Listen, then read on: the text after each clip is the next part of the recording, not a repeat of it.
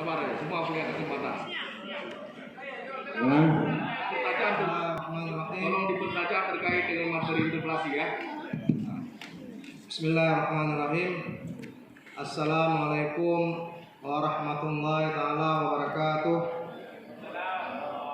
Yang terhormat pimpinan DPR Aceh, yang terhormat PLT Nova Iriansah yang bukan Gubernur Aceh, yang terhormat teman-teman DPR Aceh.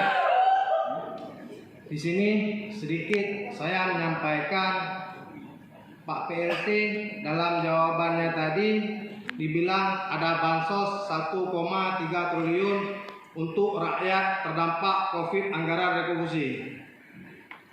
Jadi COVID, BAB COVID pengen bagi dong ke masyarakat miskin.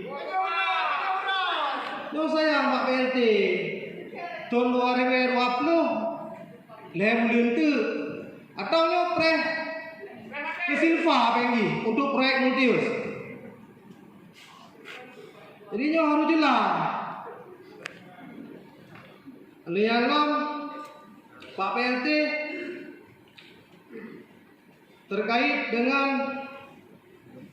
MOU proyek Multius yang diteken oleh pimpinan terdahulu, uronyo yang di pimpinan DPR tinggal isi rote itu. Karena menurut ipugah lambang garhana, lamparipurna hana. Nyopak dalimi pak diteken wak ron. Budi pendopo gubernur atau di pak? Yo harus jelas nyopeng rakyat Aceh. Kempeng olah-olah. Dana OSUS itu uang perang, uang kompensasi perang, bukan uang gratis. Jangan seperti dana daya yang direkusi. Jangan rumah duafa.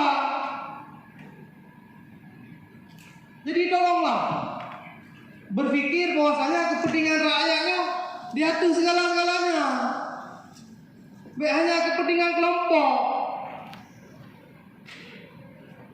Jadi pimpinan, ini harus jelas pimpinan.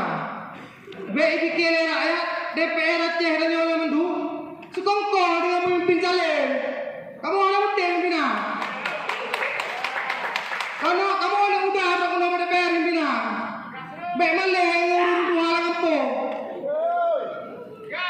Skemanya harus jelas pimpinan. 23 kabupaten kota pimpinan, usia 30 tahun ke bawah semua jadi pengangguran pimpinan. Jangan pensiun yang dibentuk pimpinan. Uang Aceh 18 triliun. Masa rakyat kelaparan pimpinan?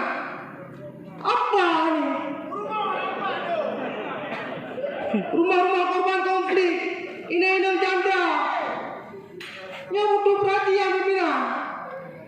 Hanya Multius jalan yang dipikir. Multius peklah konflik di Aceh nasos pikir.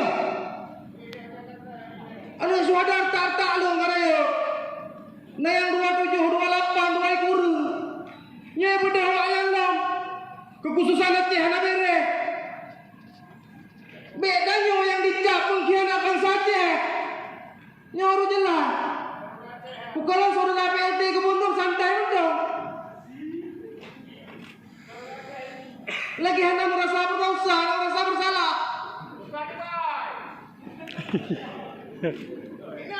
Jadi mohonlah, saudara PLT gubernur yang hari ini bukan gubernur Aceh, pegang kerajaan.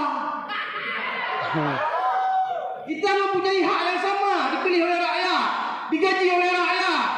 Maka bos kita rakyat. Pada Pak Sekda. Yang Pak Sekda ya Allah. Saya urung eksobatan. Be urung brojok supaya rehabkan tutup oleh ini yang lebih. Urungnya yang perang wak rojok nikmat. Dubla motor. Nyampe perang. Gamnya kali menyerah. Damai urungnya. Long kupingat dan kuperjelas. Asal 15 Agustus Kamu pegang refleksi perjuangan, perdamaian, supaya jangan ada ke depan lagi konflik-konflik yang hari ini mulai diciptakan kecil-kecil. Maka hari ini saya selaku anggota DPR termuda menyamban moral pada rakyat Aceh, nyampeng rakyat, nyampeng olah-olah pimpinan. Maka dirinya long harap pimpinan harus bertegas.